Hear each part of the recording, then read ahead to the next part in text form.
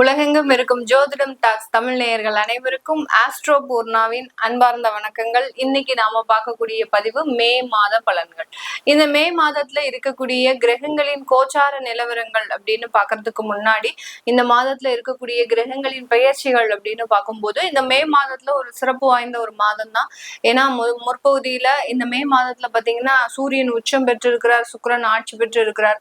அடுத்து பாத்தீங்கன்னா பெயர்ச்சிகளும் பாத்தீங்கன்னா செவ்வாய் ஆட்சி பெற்று வரப்போறார். சூரியன் தன்னுடைய உச்ச நிலையிலிருந்து இரண்டாம் இடமான, அதாவது காலபுருஷனுக்கு இரண்டாம் இடமான அந்த ரிஷபராசிக்கு பயிற்சியாக போறார். இதனால இந்த மாதத்துல அடுத்த புதனாகப்பட்டவர் இந்த மாதத்தின் இறுதியில தன்னுடைய சொந்த வீடான அந்த மிதுன ராசிக்கு பயிற்சியாகி போகிறார். அதனால இந்த மாதத்துல அந்த கிரகங்களின் சிறப்பு வாய்ந்த ஒரு பெயர்ச்சிகள் அப்படின்றது இந்த மாதத்துல இருக்கு. இந்த மாதத்துல 12ஆம் தேதி அந்த செவ்வாயாகப்பட்டவர் தன்னுடைய சொந்த வீடான ஆட்சி வீடு அப்படின்னு சொல்லக்கூடிய அந்த மேஷ ராசிக்கு பயிற்சி ஆகிறார். அடுத்து சுக்கிரன் ஆகப்பட்டவர் 14ஆம் தேதி அந்த தன்னுடைய ஆட்சி வீட்டுல இருந்து மிதுன ராசிக்கு குருவோட சேர்க்கை பெற போறார். இரண்டு வருமானத்தை குறிக்கக்கூடிய அந்த குருவும் சுக்கிரனும் சேர்ந்து இந்த மாதத்துல செயல்பட போகுது. அடுத்து 15ஆம் தேதி சூரியனும் புதனும் சேர்ந்து அந்த மேஷ ராசியில இருந்து அந்த ரிஷப ராசிக்கு பயிற்சி ஆகிறார். இதுதான் இந்த மாதத்துல இருக்கக்கூடிய கோச்சார கிரகங்களின் பெயர்ச்சிகள்.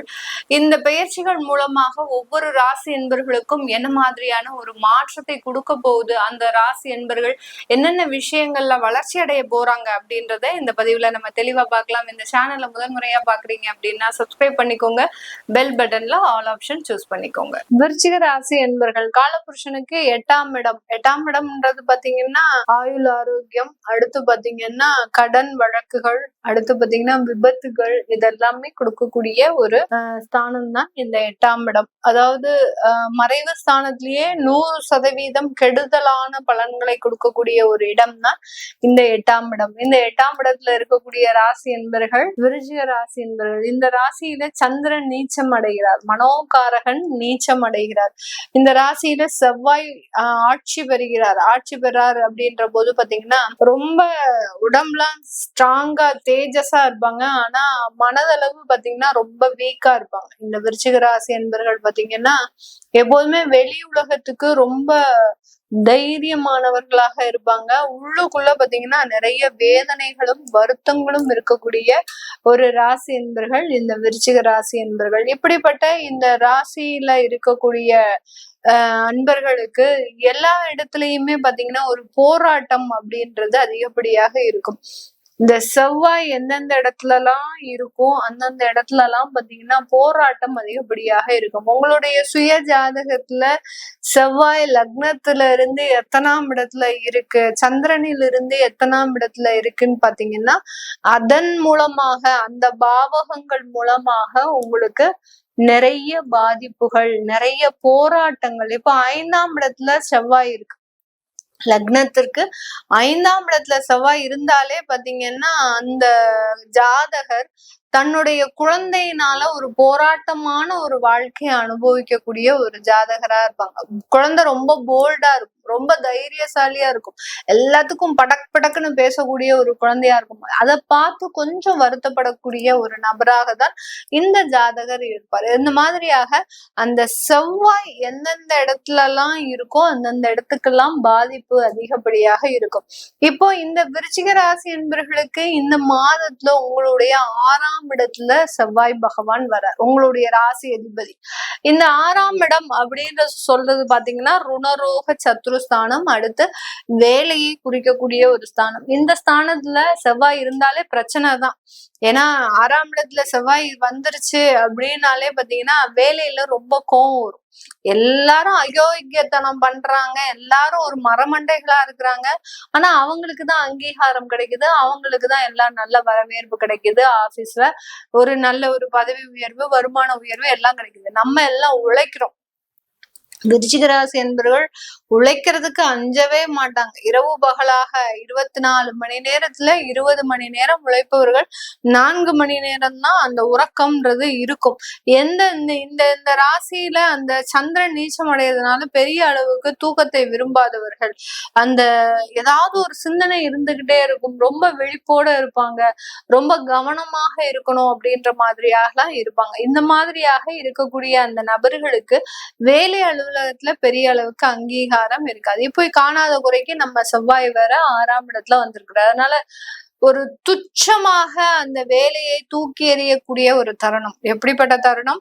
அந்த துச்சமாக அந்த ஒரு வேலைன்னு அதை ஒரு பொருட்டாவே நீங்க மதிக்கிறது இல்ல. ஒரு கோபம் அதிகமா வரும். என்னையா நீலாம் வேலை பாக்குற அப்படின்னு சொல்லி அந்த மேலதிகாரியவே ஒரு ஒருமையில திட்டுறதுக்கு கூட வாய்ப்புகள் அதிகமாக இருக்கு. அதனால ரொம்ப கவனமாக வேலை செய்யணும். ஏன் மேடம் நீங்க வேற இப்படி பயமுறுத்துறீங்க, ஏற்கனவே எனக்கும் அவருக்கும் வாய்க்கா தகராறு அப்படின்ற சொல்ற மாதிரியாக ஏற்கனவே அலுவலகத்துல இந்த விருச்சிக ராசி என்பவர்கள் அதிகப்படியான பகையை வளர்த்து வச்சிருப்பாங்க. எங்க போனாலும் இவனை என்னைக்கா ஒரு நாள் நம்ம கிட்ட மாட்டுவான், அப்போ நம்ம இவனை வச்சுக்கணும் அப்படின்னு இவர்கள் கூட வேலை பாக்குறவங்க எல்லாரும் இவரை வஞ்சம் வச்சுட்டு தான் வேலை பார்ப்பாங்க. அந்த மாதிரியாக இருக்கக்கூடிய இந்த விருச்சிக ராசி என்பவர்களுக்கு இந்த மாதத்துல நீங்களும் ரொம்ப கடுமையாக நடக்கக்கூடிய ஒரு தருணமாக தான் இருக்க போகுது. அதனால ரொம்ப கவனமாக செயல்படுங்க. முதல்ல உங்களுடைய ரெஸ்பான்சிபிலிட்டிஸ் என்ன அப்படின்றத நீங்க முழுமையா தெரிஞ்சுட்டு வேலை பாருங்க. தேவையில்லாம மற்றவர்களினுடைய சில விஷயங்களுக்காக நீங்க ஆதங்கப்பட்டு ஆவேசப்பட்டு உங்களுடைய தன்மானத்தை குறைச்சிக்க கூடாது. இதுதான் இந்த விருச்சிக ராசி என்பவர்களுக்கு இந்த மே மாதத்துல நம்ம ஜோதிட ரீதியாக கொடுக்கக்கூடிய ஒரு முழுமையான அறிவுரை. ஏன்னா விருச்சிக ராசி என்பவர்கள் செய்யக்கூடிய முதல் தவறே என்ன அப்படின்னு பாத்தீங்கன்னா, தனக்காக எதுவுமே செய்ய மாட்டாங்கங்க. அதுதான் இவர்களுடைய ஒரு முக்கியமான ஒரு வீக் பாயிண்ட். தனக்காக இவங்க செஞ்சு சண்டை போட்டு வெளியில வந்தாங்க அப்படின்னா இவர்களுக்கு ஒரு பெரிய ஒரு பாராட்டு சொல்லலாம். ஆனா இவர்கள் தனக்காக எதுவும் தன்னுடைய கூட இருக்கிறவங்களுக்காக, தன்னை சார்ந்தவர்களுக்காக, தன்னுடைய குடும்ப உறவுகளுக்காக, தன்னுடைய உடன் பிறந்தவர்களுக்காக, தன்னுடைய தொழில் பார்ட்னர்ஸ்க்காக, இப்படி தனக்காக இல்லாமல் மற்றவர்களுக்காக தன்னுடைய வாழ்க்கையை வீணாக்குபவர்கள் இந்த விருச்சிக ராசி என்பவர்கள். அதனால இந்த மே மாதத்துல இருந்து உங்களுடைய சுயநலத்தை மட்டும் பாருங்க. எப்போதுமே எல்லாரும் வசனம் எல்லாம் நிறைய பேசுவாங்க. சுயநலம் பார்க்காதவர்கள், பொதுநலம் பார்க்கிறவர்கள், சுயநலமாக இருக்கக்கூடாது, இதெல்லாம் நிறைய வசனம்லாம் எல்லாருமே பேச முடியும். ஆனால் அந்த வசனத்திற்கு முழுமையாக உழைப்பவர்கள் நம்ம விருச்சிக ராசி என்பவர்கள் தான். இப்போ ஜோதிட ரீதியாக உங்களுக்கு கொடுக்கக்கூடிய ஒரே ஒரு அறிவுரை என்ன அப்படின்னு கேட்டீங்கன்னா, சுயநலமாக இருங்க.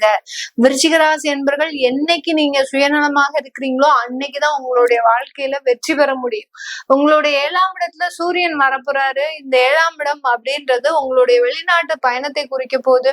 வெளிநாட்டுல இருக்கக்கூடிய சில விஷயங்கள்னால உங்களுக்கு நிறைய ஒரு மாற்றங்கள் கிடைக்க போகுது. அந்த மாற்றங்கள்னால நிறைய வருமானங்கள் கிடைக்க போகுது. உங்களுடைய 8ஆம் இடத்துல குருவும் சுக்கிரனும் இருக்கிறதுனால வெளிநாட்டு வாழ்க்கை தான் உங்களுக்கு சாஸ்வதம் அப்படின்றது ஆயிப்போச்சு.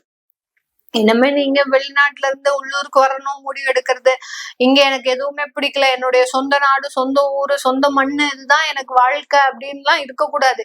அதுக்காக தான் சொன்னேன், சுயநலமாக இருங்க. உங்களுடைய சொந்த ஊரு அப்படின்னு பாத்தீங்கன்னா அங்க உங்களுக்கு கௌரவம் பாதிக்கப்படும், மரியாதை பாதிக்கப்படும், உங்களுடைய தன்மானம் பாதிக்கப்படும். அங்க இருக்கிறவங்க உங்களை ஒரு இதுக்கு கூட மதிக்க மாட்டாங்க. மதிக்காம சில விஷயங்கள் அங்க நடக்கக்கூடிய ஒரு தருணம். ஆனால் வெளிநாட்டுல இருக்கக்கூடியவர்கள் உங்களுடைய திறமைக்கும் உங்களுடைய நாலேஜுக்கும் அங்கீகாரம் கொடுக்கக்கூடிய ஒரு நபர்களாக தான் இந்த விருச்சிக ராசி என்பவர்களுக்கு இருப்பாங்க. அதனால வெளிநாட்டு வாழ்க்கை தான் சாஸ்வதம்னு ஆயிப்போச்சு. அப்படி இருக்கும்போது இங்க இருக்கக்கூடிய சில வளர்ச்சிகளை நீங்க பாக்குறது தான் இந்த விருச்சிக ராசி என்பவர்களுக்கு இந்த மே மாதத்துல இருந்து நிறைய வளர்ச்சிகளை கொடுக்கும். அதே மாதிரி வெளிநாட்டுல லாட்ரி சம்பந்தப்பட்ட விஷயங்கள்ல ரொம்ப கேர்ஃபுல்லா இருக்கணும். இந்த மாதம் பாத்தீங்கன்னா திடீர் யோகங்களும் இருக்கும். ஏன்னா குரு சுக்கிரன் சேர்க்கை 8ஆம் இடத்துல இருக்கிறதுனால திடீர் யோகங்களும் திடீர் ராஜயோகங்களும் ஏற்படக்கூடிய ஒரு தருணமாக இருக்கு. ஒரு நாள் லாட்ரி வாங்கும் போது ஒரு 5000 ரூபாய் விழும், மறுநாள் நீங்க லாட்ரி வாங்கும் போது அந்த 10,000 ரூபாய் லாஸ் ஆயிடும். அதனால ரொம்ப கவனமா இருங்க. 5000 ரூபாய் வந்துருச்சா ரொம்ப சந்தோஷம் அப்படின்னு சொல்லி பேக்கெட்டுக்குள்ள எடுத்து வச்சுட்டு நீங்க கம்முன்னு போறது நல்லது. அதையே நோக்கி நீங்க டிராவல் பண்ணும்போது அதன் மூலமாக இழப்புகள் வரும்.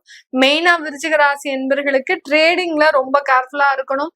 நிறைய வீழ்ச்சிகள் ஏற்படக்கூடிய ஒரு தருணம் இந்த மே மாதத்துல பங்கு சந்தையினால நிறைய பாதிப்புகள் ஏற்படக்கூடிய ஒரு தருணமாக இருக்கும். அதனால இந்த இடத்துல நீங்க ட்ரேடிங் பண்றது அப்படின்றது ஒரு சாதகமான ஒரு விஷயம் கிடையாது இந்த மே மாதத்துல. அதனால பெரிய அளவுக்கு எந்த இடத்துலயும் இன்வெஸ்ட் பண்ணாமல் உங்களுடைய வேலையை பாதுகாத்து கொள்றது, தற்காத்து கொள்றது, உங்களுடைய தொழில் ரீதியான விஷயங்கள்ல ரொம்ப கவனமாக இருந்துட்டீங்க அப்படின்னா நிறைய வளர்ச்சிகள் இருக்கும். அடுத்து பாத்தீங்கன்னா வரன் சம்பந்தப்பட்ட விஷயத்துல ஒரு முரண்பாடான ஒரு கருத்துக்கள் அப்படின்றது இருக்கும். வீட்டுல இருக்கிறவங்க ஓகே சொன்னாங்கன்னா உங்களுக்கு பிடிக்காது, உங்களுக்கு ஓகேயா இருக்கும்போது வீட்டுல இருக்கிறவங்களுக்கு பிடிக்காது. இந்த மாதிரியான ஒரு அமைப்புகள் மாறி மாறி நடந்துகிட்டே இருக்கும். இந்த மாதத்துல கிடைக்கக்கூடிய வரன்கள்னால உங்களுக்கு ஒரு சாதகமான ஒரு பலன் அப்படின்றது இருக்கும். ஆனா அது ஆஃப்டர் மேரேஜ் சில தொந்தரவுகளை கொடுக்கும். ஏன்னா 7ஆம் வீட்டு அதிபதி 8ஆம் இடத்துல இருக்கிறதுனால இந்த மாதத்துல ஏற்படக்கூடிய சில வரன்கள் பிக்ஸ் ஆகுறது எல்லாம் பாத்தீங்கன்னா உங்களுக்கு இப்போ சாட்டிஸ்ஃபையா இருக்கும். ஆனா ஆஃப்டர் மேரேஜ் சில தொந்தரவுகளை கொடுக்கறதுக்கு உண்டான ஒரு நேரமாக இருக்கும். இது எல்லாமே உங்களுடைய ஜாதகப்படி பாசிட்டிவாக இருக்கு. இதெல்லாம் கோச்சார நிலவரப்படிதான் இந்த விருச்சிக ராசி என்பவர்களுக்கு நெகட்டிவா இருக்கு. இந்த மாதிரியான அமைப்புகள் உங்களுக்கு பாசிட்டிவாக இருந்தால் நல்லதே நடக்கும், கவலைப்பட வேண்டாம். இதெல்லாமே கோச்சார நிலவரப்படி பலன்களை கணிச்சு சொல்லிடுறேன். உங்களுடைய சுய ஜாதக திசாபுத்தி பலன்களை பார்க்கணும் விருப்பப்படுறவங்க கீழே இருக்கிற நம்பருக்கு வாட்ஸ்அப்ல அப்பாயின்மெண்ட் வாங்கிக்கிட்டு நீங்க கன்சல்ட் பண்ணிக்கலாம். உங்களுடைய குழந்தைகளுக்கு ஜாதகம் எழுதணும், நியூமராலஜி படி பெயர் வைக்கணும்னு நினைக்கிறவங்களும் கீழே இருக்கிற நம்பருக்கு வாட்ஸ்அப்ல மெசேஜ் அனுப்புங்க. அதற்குண்டான விவரங்கள் தெரிய வரும். உங்களிடமிருந்து விடைபெறுவது உங்கள் ஆஸ்ட்ரோ பூர்ணா. நன்றி, வணக்கம்.